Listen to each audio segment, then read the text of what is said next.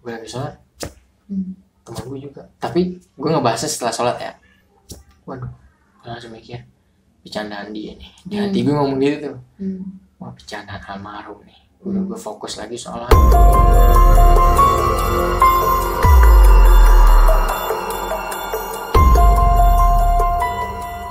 Assalamualaikum warahmatullahi wabarakatuh. Selamat datang kembali di segmen Malam Jumat Miku. Nah, di video kali ini spesial karena gue kedatangan tim dari Republik Mistik. Nah, untuk teman-teman yang belum tahu, di sebelah gue ada siapa namanya, Bang? Aris. Oke, Bang Aris. Kali ini dia akan menceritakan pengalaman horornya khusus, dan nanti juga pengalaman gue akan ada di channel YouTube-nya Bang Aris, yaitu Republik Mistik. Kalian juga bisa kepoin. Oke Bang, sok aja lanjut, gimana ceritanya? Jadi yang gue alamin ini tahun 2007-an Kak. Oke, 2007. Tentang temen gue yang udah meninggal dan dia nampakin. Jadi pada saat itu sore hari ya, sore hari itu tepatnya bulan Ramadan ya, 2007 di bulan Ramadan. Sore hari nih temen gue emang udah kelihatan seolah-olah kayak gelisah, karena kan dia tinggal bersama adik-adik dan kakak-kakaknya nih, tapi dia sering tinggal sama abang yang paling tua. Oke. Beda tempat wilayah rumah ya.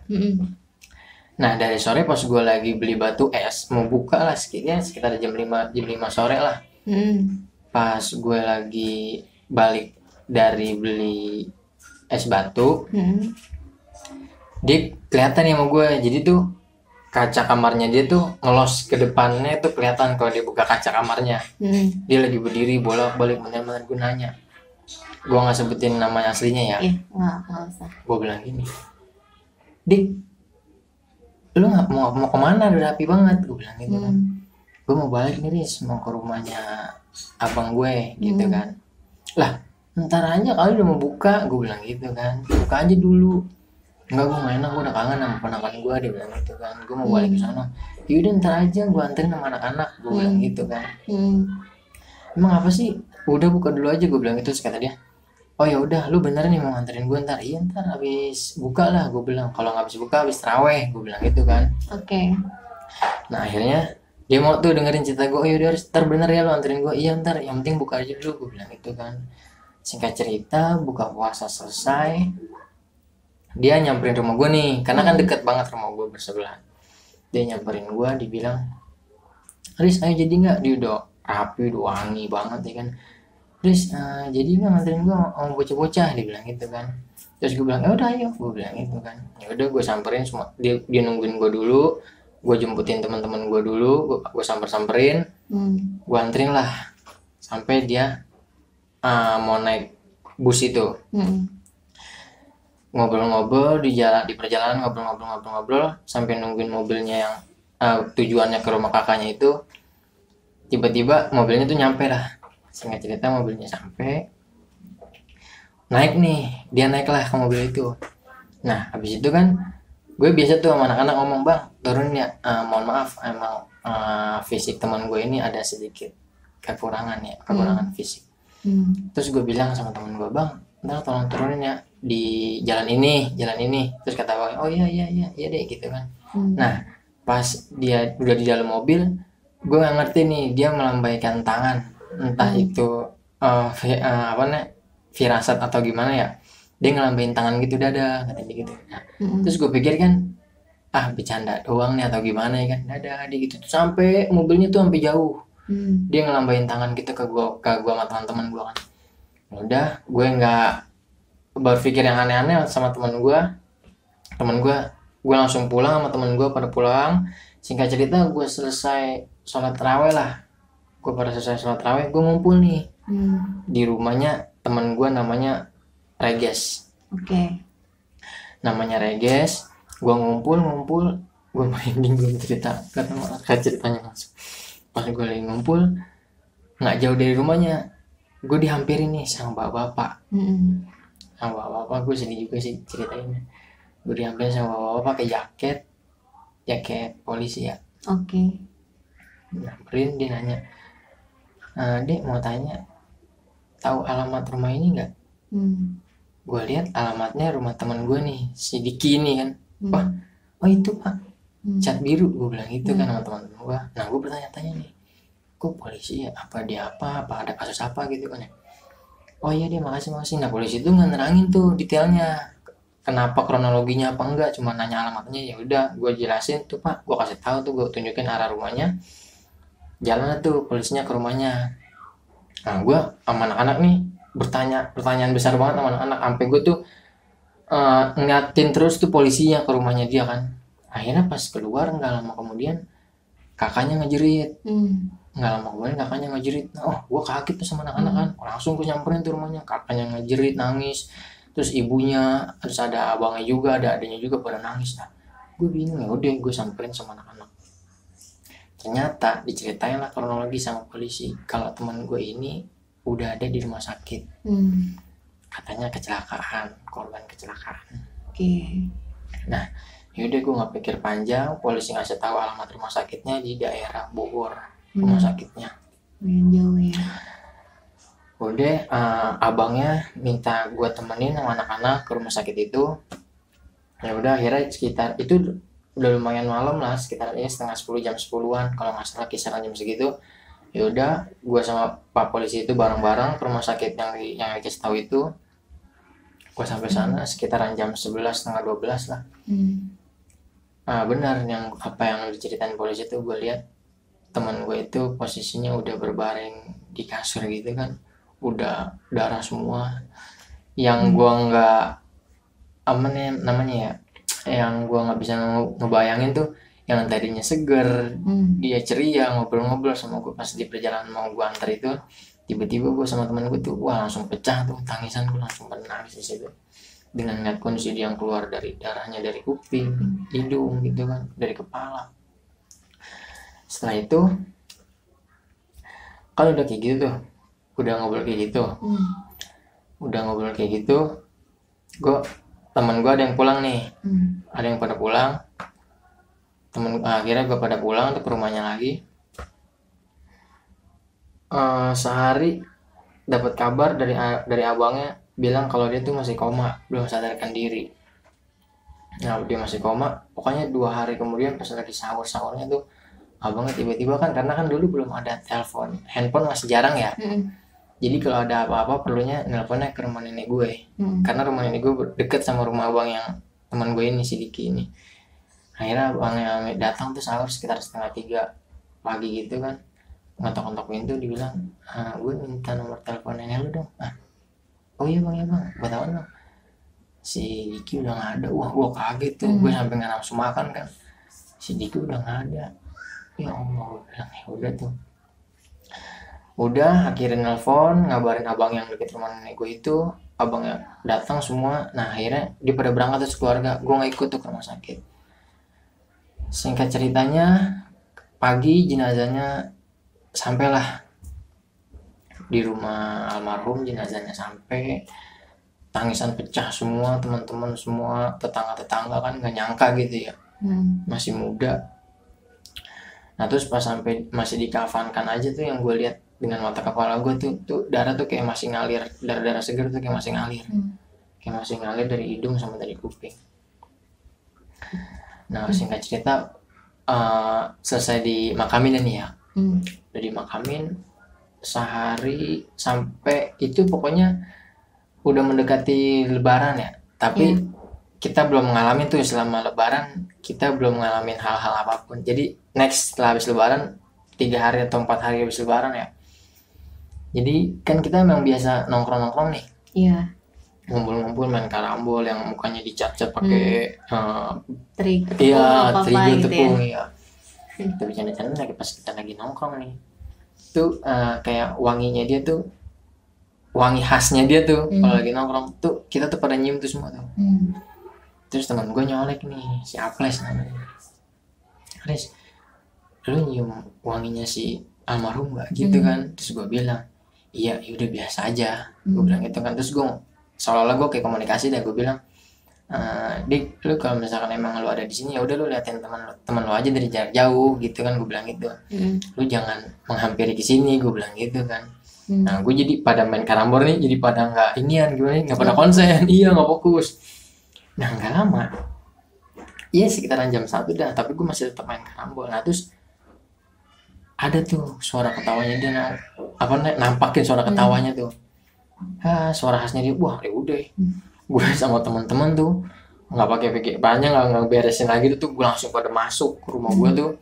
Gue langsung, temen gue bilang gini, itu suaranya beneran asli suara dia. Ya iyalah, gue bilang gitu ya kan, dia sering sama kita. Gue bilang gitu, pasti kan dia mau nggak mau ya dia ikut sama kita lah. Misalkan kayak kita lagi nongkrong ya, kalau emang dia mau hadir dia pasti hadir. Gue bilang gitu ya, lu jangan kaget, gue bilang gitu kan ya. Wah ini bisa kagak ini ya nih kalau begini nongkrong, dia bilang gitu kan. Yaudah singkat cerita, pas habis dia ketawa kayak gitu, keesokan harinya nih, jadi ini gue lengkap nih kak cerita. Temen gue pulang deh, temen gue nih si Reges ini pulang dari rumahnya si Agus. Jadi kan pas turunan musola itu ada pohon melinjo ya, ada pohon melinjo. Nah itu posisi jam 12 malam.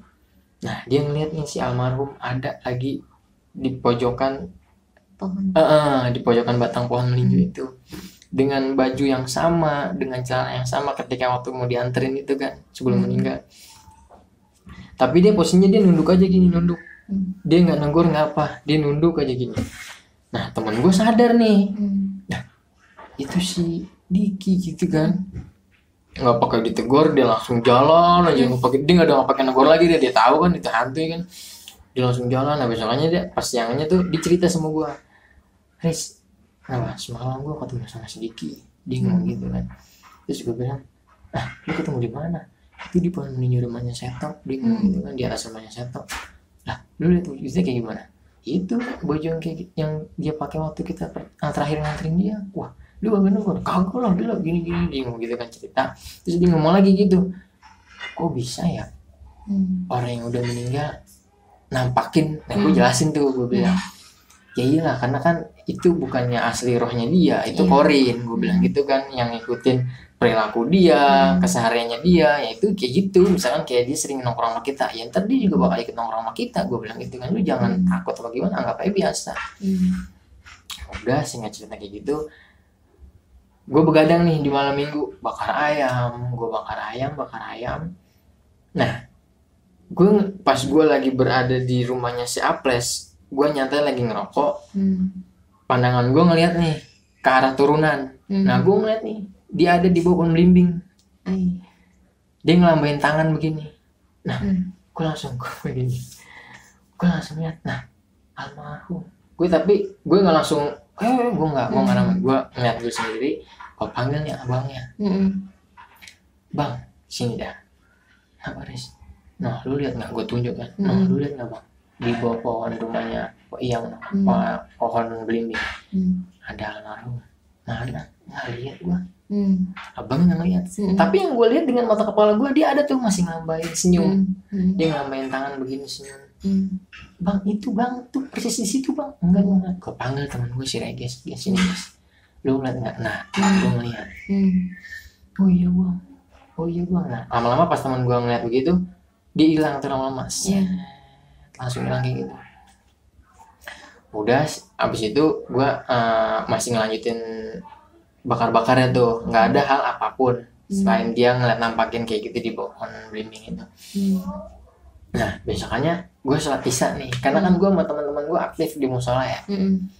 Gue sholat isya kan, gue sholat, jadi pas gue lagi rakaat pertama tuh kayak dia biasa ngajarin gue sama anak-anak tuh, nyolek gue kayak gini. Tapi semuanya gue dicolek sama anak-anak. Gue lagi sholat, teman gue juga, tapi gue ngebahasnya setelah sholat ya. Waduh, gue langsung mikir bercandaan dia nih, di hati gue ngomong gitu tuh. Wah bercandaan almarhum nih. Udah gue fokus lagi sholat. Setelah sholat gue ngomong sama teman gue, tadi lu ngerasain sesuatu nggak?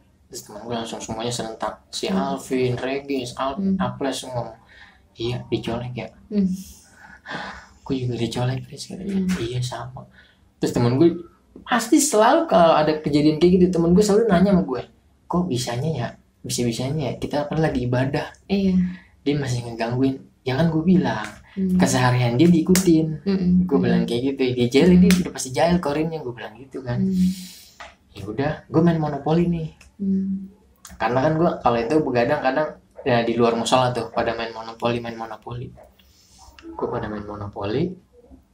Nah, kan emang dia pokoknya dia usil lah. Anaknya tuh almarhum usil.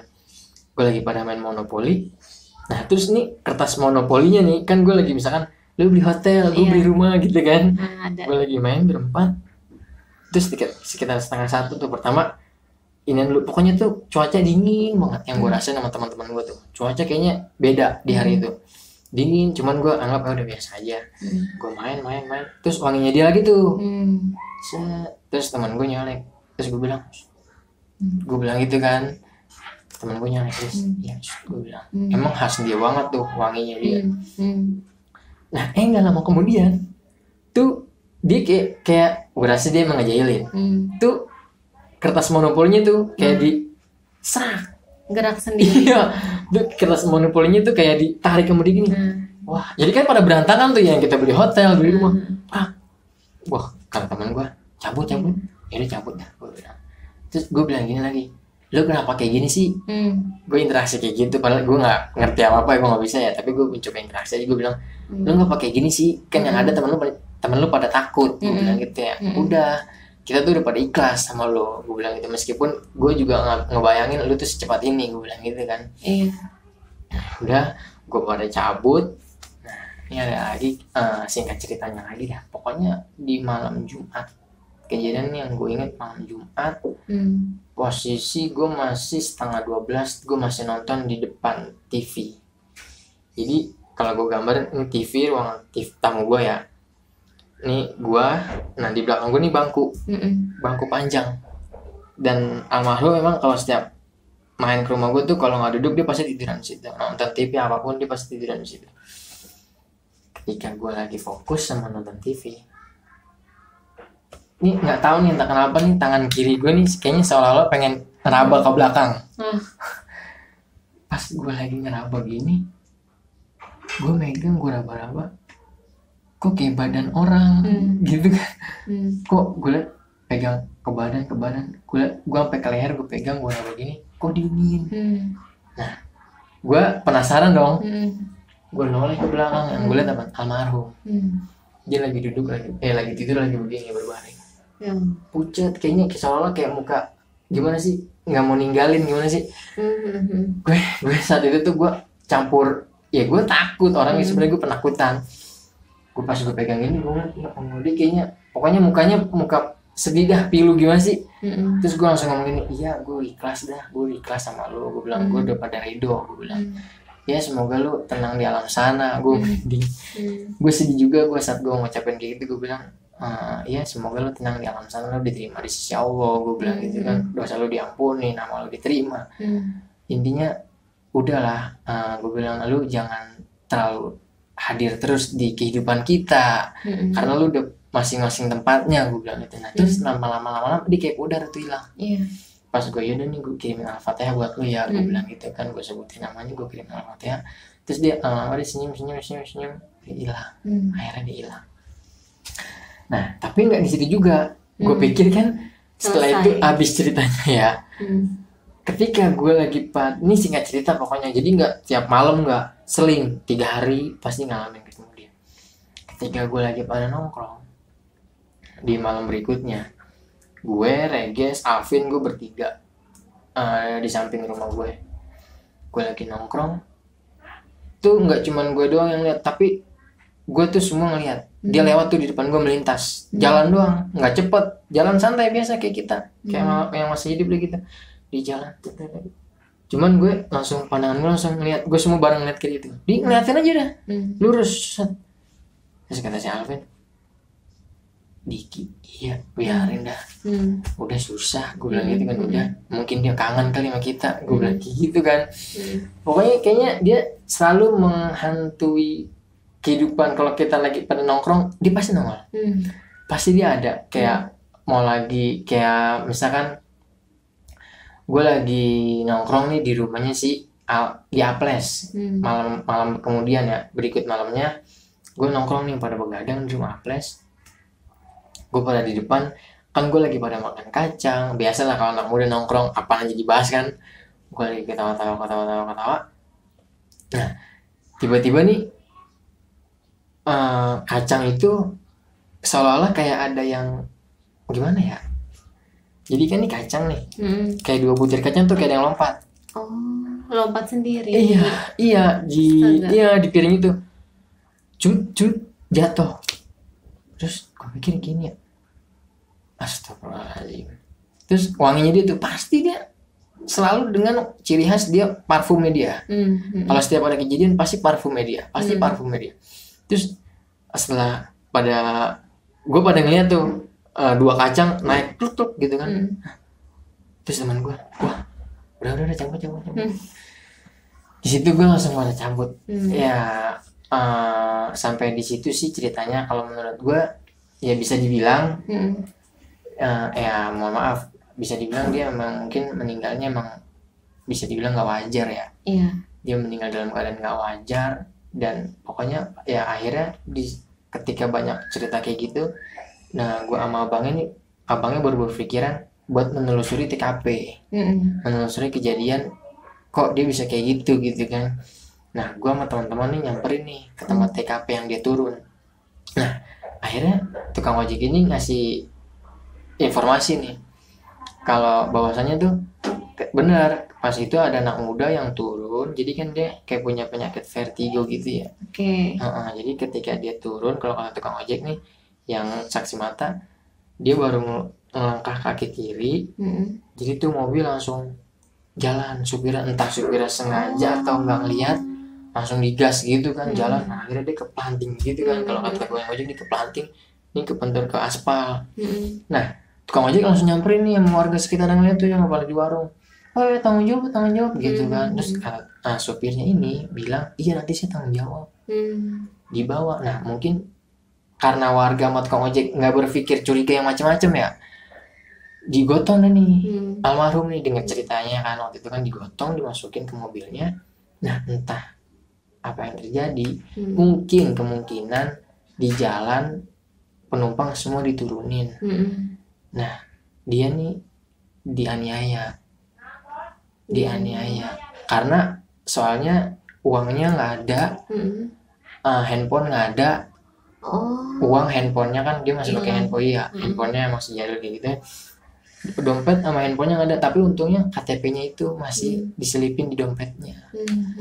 Entah sekarang kalau dipikir-pikir ya, kalau misalkan dia jatuh kan yang dilihat sama Kang Ojek dia nggak ngeluarin darah, cuman kayak orang kaget melotot gitu aja kan katanya pas jatuh ke aspal itu, tapi nggak ngeluarin darah. Nah ketika di rumah sakit tapi darah semua yang ngucur, kan berarti kita kan curiga apa mungkin dia hantu benda tumpul, kan kita nggak tahu. Jadi kayak gitu sih ceritanya, jadi bisa dibilang penasaran. Menarik ya. Ada visum nggak waktu itu dari pihak keluarga? Ada hasilnya? Ya itu luka lebam itu yang dibilang hantaman benda tumpul, ada kebenaran juga ternyata. Nah makanya abang-abangnya ini tuh menguak, ngecek lah lokasi TKP. Akhirnya kayak gitu. Makanya kayak ada sesuatu yang tertinggal gitu ya, kayak yang terpecahkan. Betul.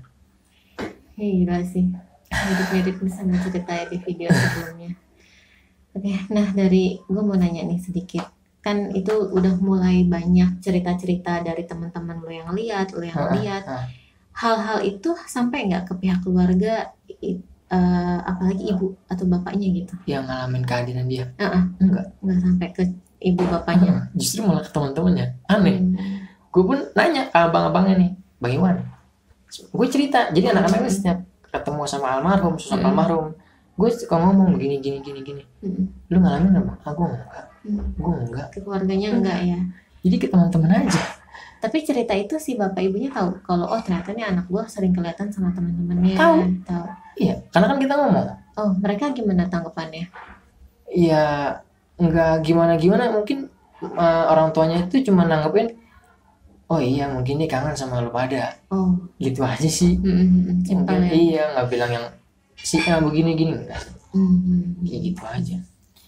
Ya, ya bisa jadi soalnya bukti ada kan, tapi itu nggak penyelidikan itu nggak dilanjut sama pihak keluarga. Enggak, gue nggak tahu kelanjutannya apa, emang si supirnya itu ketangkap, nggak ngerti dah. Soalnya kan itu udah mulai ada bukti ya, kayak hasil visum, terus barang berharganya dia hilang gitu kan. Ya bisa jadi saat itu sebenarnya dia masih sadar, tapi ketika dia barang-barangnya diambil, dia berontak, nah terjadi ada perkelahian di situ. Bisa jadi di dalam mobil itu. Nah akhirnya jasadnya dibuang di selokan di daerah Bogor. Ketemunya di selokan. Oke, udah fix ya itu ya, karena kan biasanya kan dianterin sama si ininya kan, kalau nggak warga lah, atau diantar sama si pelaku gitu kan. Akhirnya akhirnya ada warga sekitar yang nemuin di daerah Bogor, Jawa Barat, dia ada di posisi selokan di daerah Bogor. Nah, akhirnya warga itu melaporlah ke polisi. Nah, polisi ngecek alamat KTP, ditelusuri, dicari alamatnya. Ya, kita cuma bisa berdoa aja semoga almarhum tenang di sana. Amin. Ya. Dan gue mau disclaimer, nama-nama yang disebutkan itu disamarkan.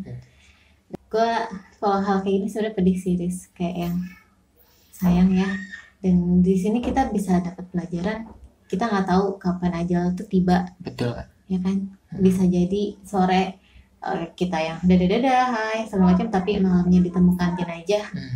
Allahu alam gitu. Oke, mungkin segitu aja kali ya, Riz ya. Terima kasih banget sudah mampir lagi. Terima kasih dan sudah menceritakan pengalaman ini. Oh ya, satu lagi yang mau gue disclaimer, gue setuju sama yang lo bilang, itu adalah sosok Horin. Paling tambahan dari gue, bisa jadi itu sosok yang memanfaatkan situasi gitu. Oh iya. Ya kan, jadi untuk menggoda iman-iman manusia, untuk takut kayak gitu kan. Ya antara dua itulah. Untuk kepercayaan kalian gimana ya terserah, karena kita punya kepercayaan masing-masing. Kalian silahkan tulis di komen aja. Oke, malam Jumat Miku sampai sini aja. Kurang lebihnya mohon maaf. Jangan lupa follow, subscribe, share YouTube-nya Republik Mistik, dan nanti akan ada gue juga cerita di YouTube Republik Mistik. Oke deh, sampai jumpa di malam Jumat Miku selanjutnya. Gue Milda, Aris. Wassalamualaikum warahmatullahi wabarakatuh.